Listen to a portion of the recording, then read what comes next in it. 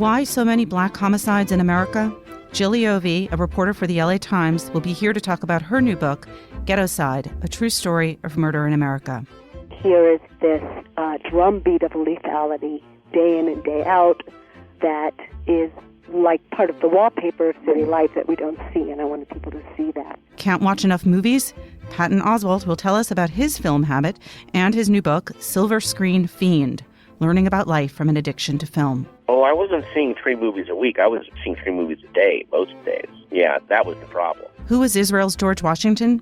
Anita Shapira joins us from Malta to talk about her new biography, Ben-Gurion, Father of Modern Israel. And he always talked about Israel becoming a light unto the nations. We are still far from that. Alexandra Alter will be here with notes from the publishing world, and Greg Cowles will have bestseller news. This is Inside the New York Times Book Review. I'm Pamela Paul.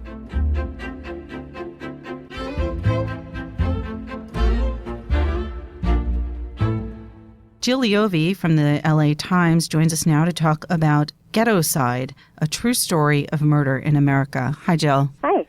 This book rose out of a project that you started as a reporter at the LA Times called the Homicide Report. What was that project, and can you tell us a little bit about it? The Homicide Report was something I did about 4 or 5 years into my term on the police beat at the Los Angeles Times. It was actually a blog.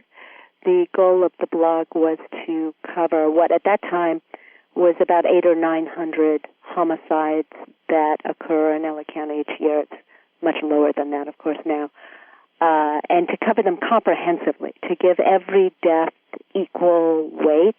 It was a effort to kind of cover the anti-news story that is contained in the murder story. There's a tendency, of course, for the press to do the man bites dog story, the unusual story, and the effect of that when it comes to homicide is that the quotidian, ordinary, so-called ordinary homicides tend to get no coverage, especially here in L.A.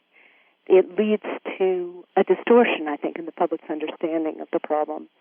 This was 2007. Newspapers were starting to experiment with blogs. As a news reporter, I'd never particularly liked them because I love the architecture of a newspaper. It tells you what's important and what's not from the size of the headlines and so forth.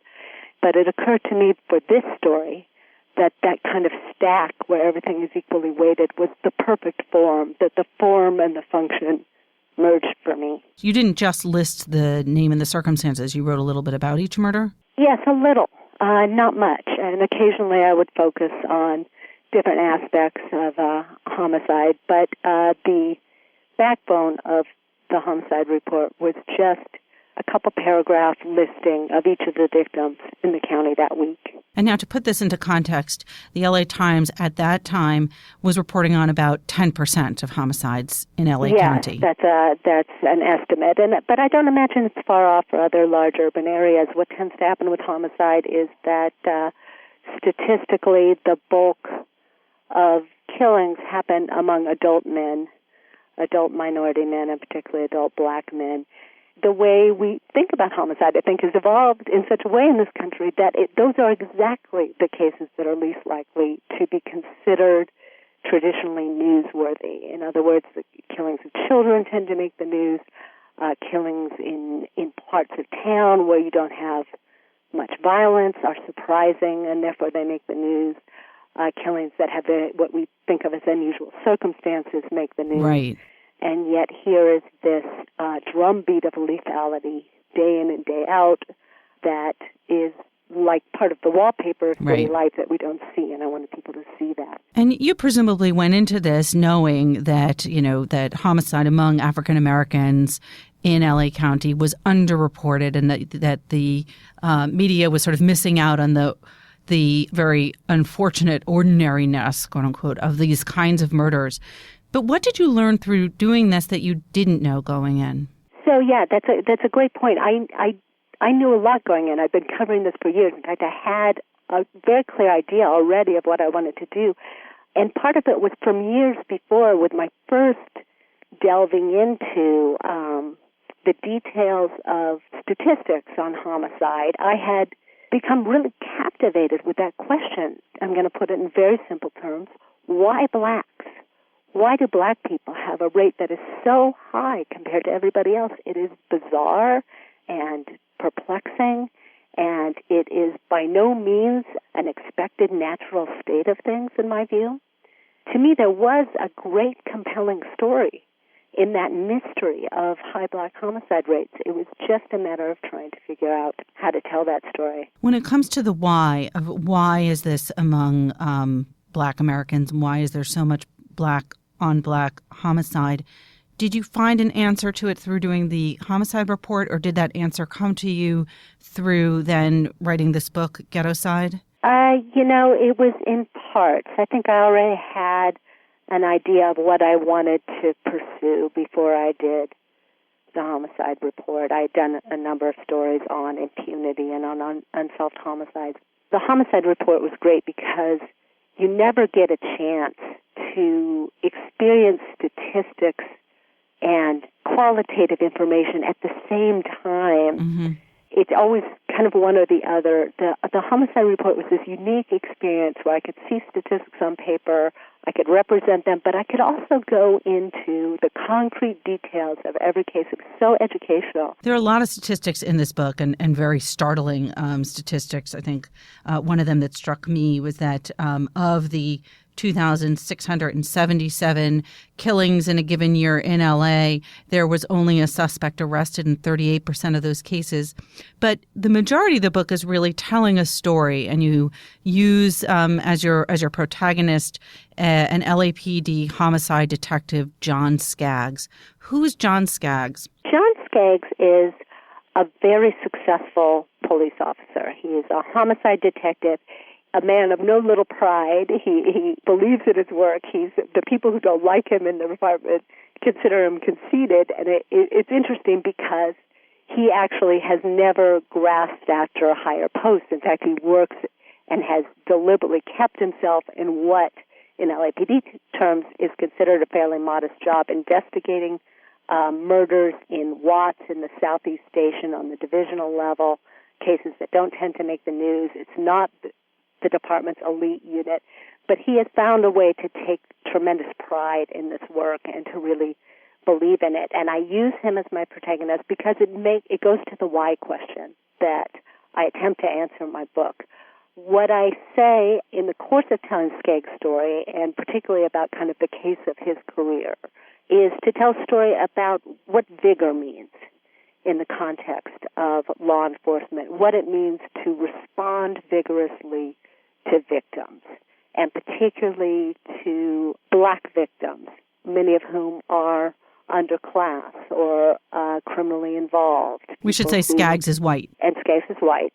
He's dealing with a class of victims who tend not to get any news coverage, who tend to be, I think it's fair to say, dismissed by society at large. And he has sort of found a way to define himself as successful based on the idea that other people might not care about these cases, but he cares about them, and he's going to solve them. And we follow him in the book doing his work and arriving, a couple decades into his career at the defining case, which is the murder of the son of a colleague, a homicide detective in the LAPD who's black and whose son is murdered in South LA, the area where Skaggs works. There's a description of how that case unfolds, what happens, how Skaggs is eventually brought in to solve that case when others have been unable to solve it, and what happens when he finally gets it and is able to pursue it. The murder victim that is central to this story is Bryant Tonelli, an 18-year-old who was murdered in 2007. Yes, Bryant Tonelli is 18 years old. He has just graduated from a private Catholic school. He has no criminal record. He's obviously much loved. He is walking home from the local store carrying a root beer with a friend. A car pulls up around the corner, and a young black man jumps out, runs over to him, braces himself, and shoots. Bryant's companion runs. Bryant falls on the lawn in daylight in front of all the neighbors who rush out and try to help him without knowing what to do. You don't know what to do in these situations. His parents live very close, and somebody runs over to tell them the result of that is his father, who is a homicide detective, ends up being one of the first on the scene of his own son's homicide after a career of arriving at homicide scenes for other people. You wrote this book, obviously, and reported it long before the issues of this past year involving the police and African Americans. And obviously, it's a very different story. And many of the things that you write about offer a different perspective about divisions within the police department, about the difficulties the police department has in working with communities. There was one line in there about fellow detectives feeling like door-to-door salesmen trying to peddle a legal system no one wanted anything to do with. But do you feel like that what you uncover in this book has something to say about what's going on now? Something, maybe not a lot. I guess I think that the traditional black grievance against police is sometimes much more complex than what's portrayed generally, that it's a much more nuanced and layered grievance, particularly among the poor urban black population that is most affected by violent crime. And I talk about the way those neighborhoods feel, the way they feel like a walled-in place, very separate from the rest of America that has its own rules. Violence makes everything different. I think the grievance is not just, I'm tired of the police harassing me, I'm tired of their oppressive presence, I fear the police and feel that I might be, arbitrarily attacked by police, which is what you hear.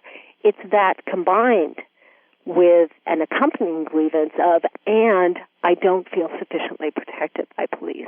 I don't feel like they're solving the assaults and homicides. I don't feel that they have my back when I need them. And that in fact, is a very old grievance that you find all the way back. And it's not just an over-enforcement complaint. It's also an under-enforcement complaint.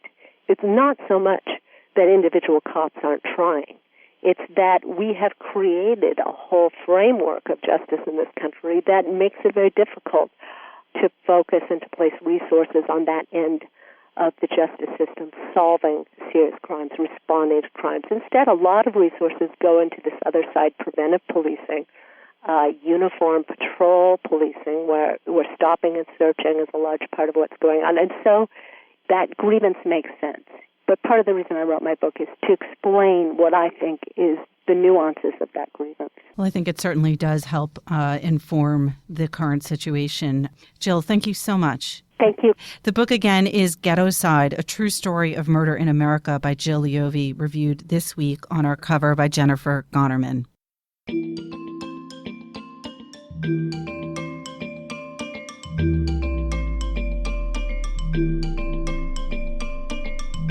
Patton Oswalt joins me now from Los Angeles. Hi, Patton. Hi, how are you? I'm good. So you have a new book out called Silver Screen Fiend, Learning About Life from an Addiction to Film. How did you decide to write this? Well, I have been looking back on the first book that I wrote, where I had a few chapters that were straight memoir and other ones that were humor pieces. And it was the memoir chapters that seemed to grab people a little better. So I guess in terms of what would have the most growth because of youthful arrogance and then the embarrassment of being humbled by said arrogance being deflated, and that section, 1995 through 1999, when I was just this total film snob, devouring movies at rep theaters all through L.A., and at the same time writing on a TV show, starting an acting career, kind of, solidifying as a comedian. I thought that would be the most interesting area to look at. So it starts in 1995. Had you just moved to L.A. at that point? Yes, I had moved to L.A. 2 weeks before, May of 1995. That's when it kicks off. It seems like the movie theater experience in L.A. is very much part of this book. You talk about specific movie theaters, the New Beverly, the Largo. Are all those film theaters still around? I mean, there's been such a sort of terrible period in terms of what's happening with theaters. Yeah, the New Beverly, thankfully, is still there. Quentin Tarantino took it over after the owner, Sherman Torgan, died. A lot of them are not there anymore, unfortunately. The Tales Cafe is gone. The Four Star is gone. And the Largo, which was a music venue, it was a small cabaret, has now since moved to the Coronet Theater. So it's still the Largo, but it's in a much, much bigger space. In a weird way, the Largo, which was always this very small, intimate space, became much more cinematic in its move.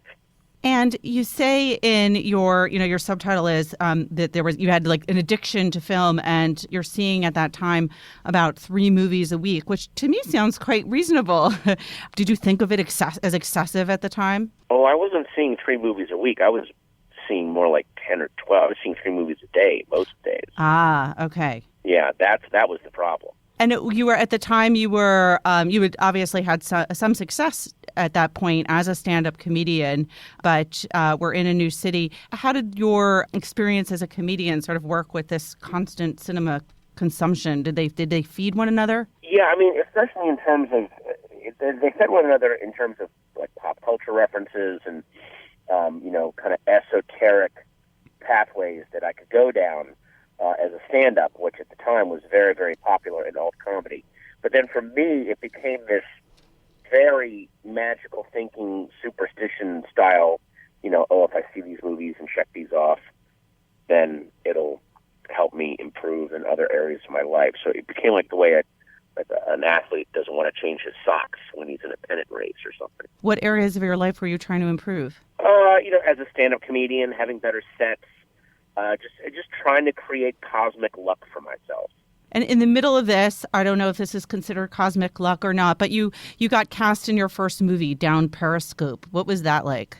I got cast. I had one line. It was basically just to get my SAG card, but it was interesting to actually see, the other side of this process, which beforehand had just been me watching stories unspool on the screen and appreciating, oh, that shot's amazing. But then now I'm seeing the drudge, day-to-day nuts and bolts of getting those shots, of shooting every angle and picking them out later and seeing how long it takes to do stuff like that. So it was the beginning of one of many little tiny wake-up calls. One of the things I love about the way you organize this book is that you put in these little views of your calendar. Are these actual scans of your old calendars, your old paper calendars? I sent my old calendars to the publisher, and they did scans of them. And I should note that it's very methodical. You have little checks next to the movies. Would you write the movie down and then sort of check it off once it had been viewed? Absolutely. And then I would go check it off in these movie books I had because I had crazy OCD. You have an appendix where you list, is it every single movie from that period that you saw? Yeah, those 4 years, I think it's 726 movies. I'm not sure. It's upwards to that number in 4 years. You start off on this very sort of, high point in cinema with Sunset Boulevard on May 20th, 1995, and maybe not on such a high point with Star Wars Episode 1, The Phantom Menace. Right. But ending on that not so high point is what pulled me out of the addiction. Because then that cured you? Well, I mean, it wasn't the scene of the movie. It was the weeks afterwards when I would sit and bitch about the movie and argue about it with people, and then I realized that movie wasn't even good, and I'm spending this much psychic real estate going over it. So, maybe I need to stop, to quote Matt Fraction, stop downloading and start uploading. You also, you have 2 appendices in the book, and one of them I think of as a totally logical place to stop, which was in 2009 with the birth of your daughter. I sort of thought, does that mean that you just didn't have time to see movies in the theater ever again? Oh, yeah. I mean, I see movies in theaters, but it's more of a special night out. It's not just every night going to see, mindlessly go consume movies. It's, I got to make a plan now. Right. Otherwise it's Paddington or Big Hero 6. Exactly. Well, I mean, if I take her, that's during the day. But if I go out at night, I got to get a babysitter, and the movie better be good. Do you still keep a diary of the movies that you see? No, that has fallen away. If there's movies worth remembering, I'll remember them. I don't need to write them down. And do you still keep this paper calendar with the checks, or is that's all over? Nope, that's all done on my iPhone now. And so when you finished this period, obviously you realized you'd been spending, as you said, too much psychic energy on movies, but presumably some good had to come out of this period of obsession. What was that good? Well, a lot of the good that came out of it is I have a pretty broad knowledge of classic films, and I can compare and contrast, stuff that people think is innovative today, I can go, well, it's actually that was borrowed from something else. And well, like I can really appreciate what is truly innovative, whereas what's compared to what's just derivative or borrowing. So that's nice to kind of have that, and it's also just those are good movies. I have good memories of people can make up stories and captivate people with them. That's a great thing to know about the human race. Do you feel like the kind of cinematic storytelling has a sort of a carryover into your other writing and your stand-up? Well, it definitely has washed over into my stand-up in a lot of ways. I'll frame bits almost like I'm describing a movie scene. So that definitely was that was also a plus, I guess. What was the last movie you saw?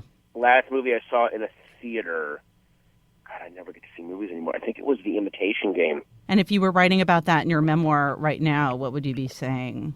That was a very huge, very complicated, very subtle story that they had to, trim down and make cinematic. So it works as cinema.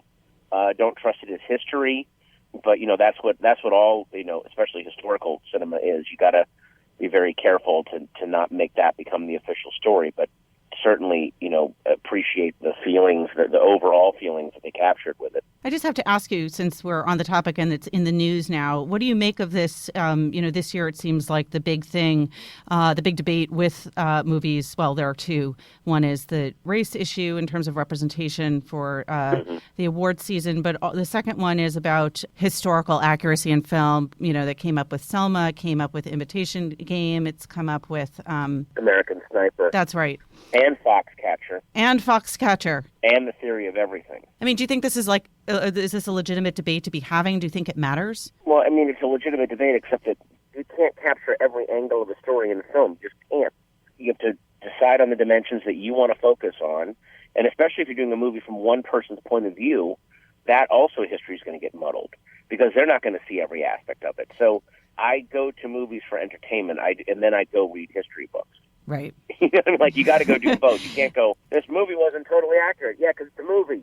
That you're not supposed to use that as your sole source of information. Imagine if every breakup ballad were fact-checked by the other party. Well, just imagine if any movie you made about a historical event has to cover every piece of information in that event. Those movies would be unwatchable. So boring. So, very last question: if you were the decider come the Oscars, what movies do you want to see of the few that you've managed to see in theaters? What would you want to see win Best Picture? You know what? I saw almost no movies this year. I was so busy working. Now I have my stack of screeners that I'm going to go through, and then again, ask me that question in 2 weeks when I've watched all these movies. I just haven't had a chance to watch anything.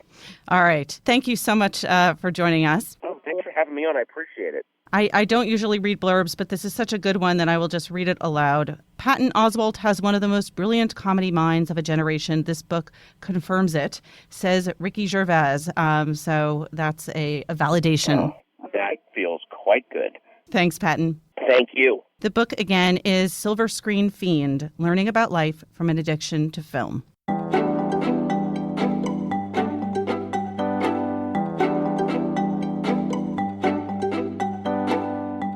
Alexandra Alter joins me now to talk a little bit about the publishing business. Hi, Alexandra. Hi, Pamela. What's new in the... So the news from the publishing world is shockingly quite good lately. After so many years of people sort of pounding the drumbeat of doom about ebooks and how digital was going to kill print, we're seeing print sales are up. Independent bookstores had a great holiday period. Sales were up 9% over the previous year, and they seem to be continuing into January. And Barnes & Noble, which has perennially been struggling, even did slightly better this holiday period than they did the previous year. The return of the book. The return of the book. And there are a few factors that I think are driving the trend. Of course, young adult, it continues to be a huge force in the publishing industry. And contrary to popular myths, it seems like teenagers actually like to hold a book in their hands. They do other things on their devices, but some surveys suggest that when it comes to reading fiction or other books, teenagers really like print. Maybe it's all the 20-somethings who are reading the YAs on their devices so that nobody knows what they're up to. I think or 30-somethings. That's certainly a factor as well. And of course, I think after there were predictions a few years ago that print, ebooks would be 90% of the market at this point, or there would be no print books by 2015 was what one prognosticator said a few years ago. We're seeing that ebooks, e-reading devices have really leveled off. They were slightly down according to the Association of American Publishers' last report in October. And I think people are, moving really on, from dedicated e-readers to iPhones or iPads or things like that. So we're not really seeing the adoption rate rising anymore too much. It seems like the new buzzword is hybrid readers. Hybrid readers, exactly. I think, and publishers are looking into packaging ebooks and print books together, because you do have people that travel a lot that want to have the convenience of an ebook, but also love having print books for their favorite books. So you're seeing a lot of that. Well, it wasn't so long ago that people were saying the TV was dead. Exactly. And that's still happening. And I think, another reason that publishers are having a pretty good run right now is Hollywood has not been hurting them. I mean, they've been helping them quite a bit with really successful adaptations of books like Gone Girl, Wild. Now American Sniper is in theaters, and that's selling really well. And of course, for Valentine's Day, there will be a 50 Shades of Grey adaptation, and that book has already sold more than 100 million copies. That book copies. doesn't need any help. It's hard to imagine who hasn't read it, but I suppose there are maybe 1 million people here or there around the globe that might pick it up after seeing the movie. Well, we always like to hear happy book news. Thanks, Alexandra. Thanks for having me.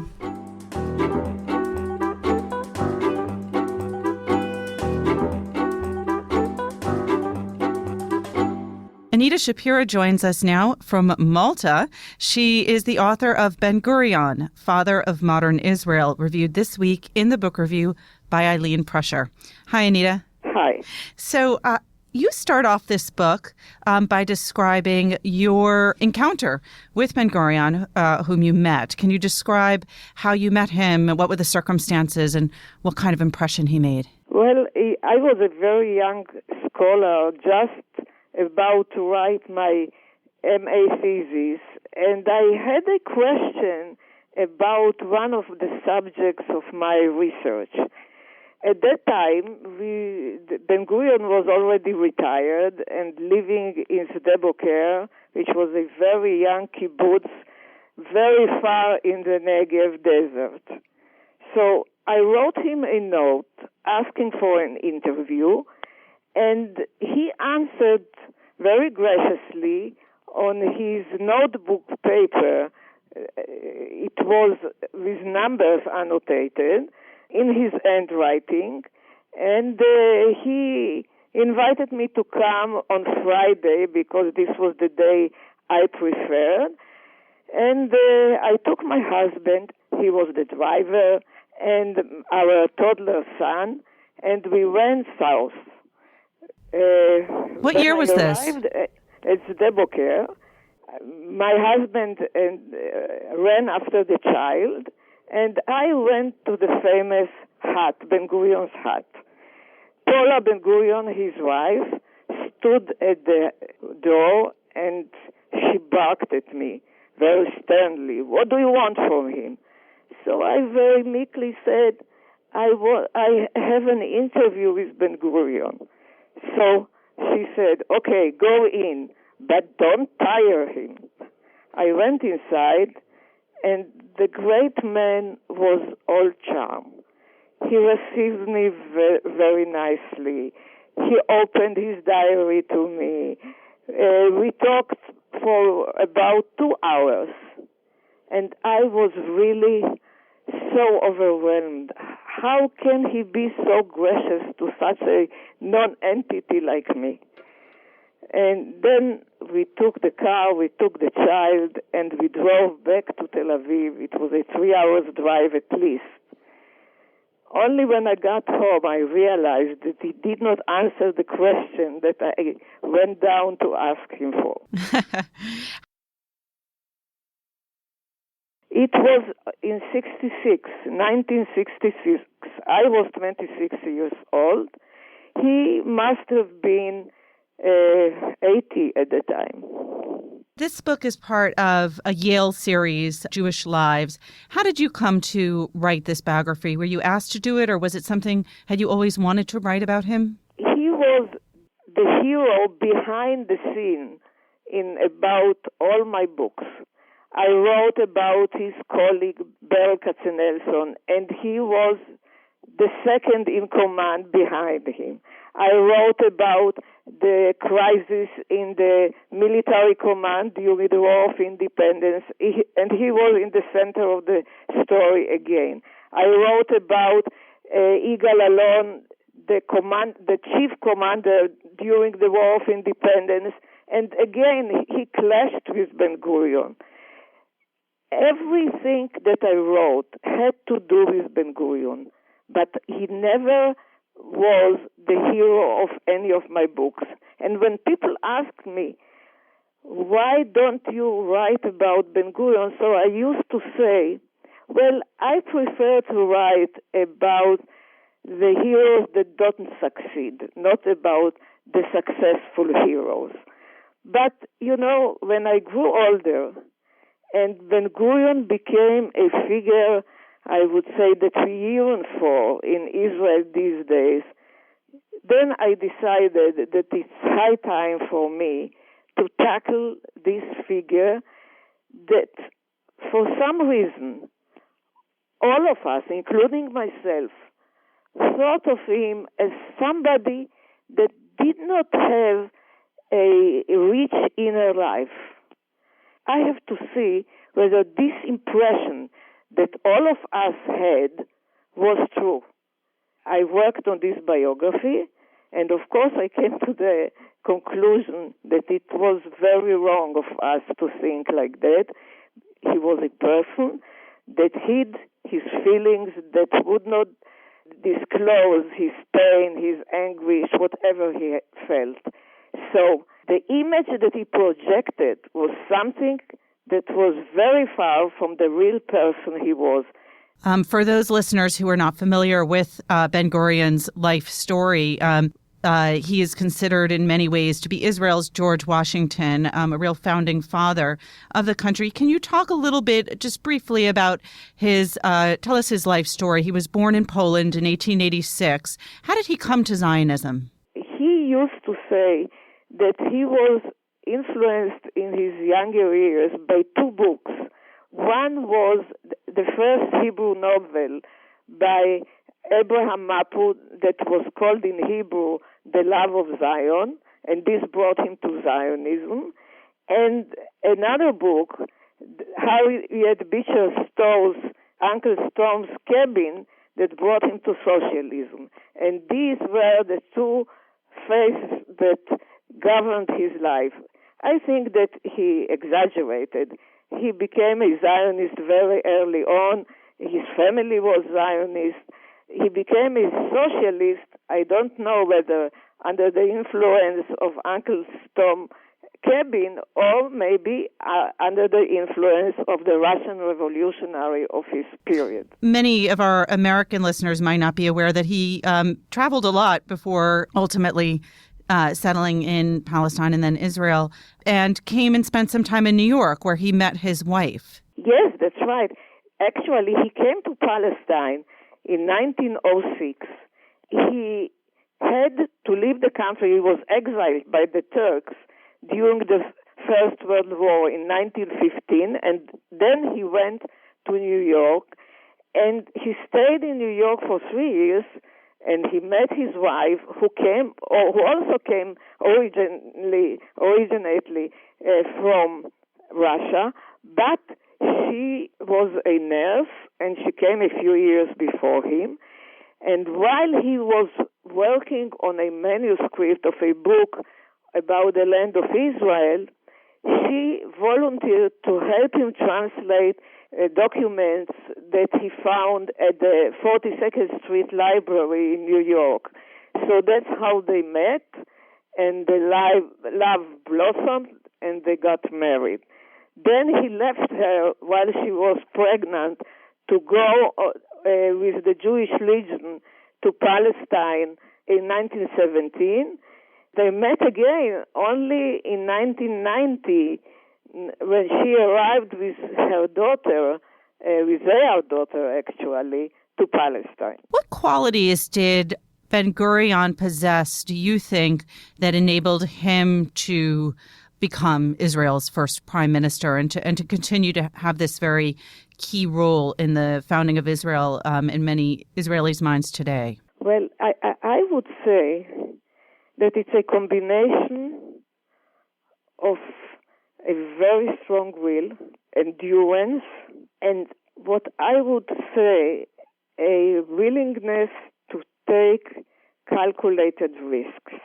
He was a leader that studied reality, and he learned very slowly. It took him a long time to mature. But when he matured in the 1940s, and he was already in his late 50s at that time, he understood reality, knew to define the goals that he wanted to achieve, knew to define the means how to achieve them, and then went full steam to catch historic opportunity by its horns. And this combination of understanding reality, the will to take calculated risks, the understanding what it demands in order to get to achieve his goals, this was a combination that made him the hero of the hour. This is something that we look to in leaders to this day. You've brought up the present day, which of course is hard to avoid. And I'm curious, I know this is such a dangerous question to ask a historian, but I'm going to ask it anyway. What do you think Ben-Gurion would make of what's going on in Israel today? Well, as you said, it's a very difficult question to ask a historian. The circumstances are so completely different. I think that he would be very disappointed with Israel's current situation, with the indecisiveness, with the inability to take risks, with the unwillingness to reject fractionalism, etc., etc. All these things that angered him during his life. You know, he was disappointed with the state of Israel, even in its embryonic state in the 1950s, when it was still very pure, very naive, very pioneering, etc., etc. What do you think is the most important enduring legacy that he left Israel? You have to be willing to take risks and to make great decisions when the opportunity comes. Avoiding action, sometimes, he wrote, is more dangerous than taking action. And I think maybe this is what he would have told us today. He had a vision of a utopian Israel. And he always talked about Israel becoming a light unto the nations. We are still far from that. And I think that striving for that is his lifelong aspiration. Well, Anita, thank you so much for joining us. Thank you. Anita Shapira is a professor emerita at Tel Aviv University. She is also a series editor of the Jewish Lives series and a recipient of the Israel Prize. Thank you again, Anita. Thank you.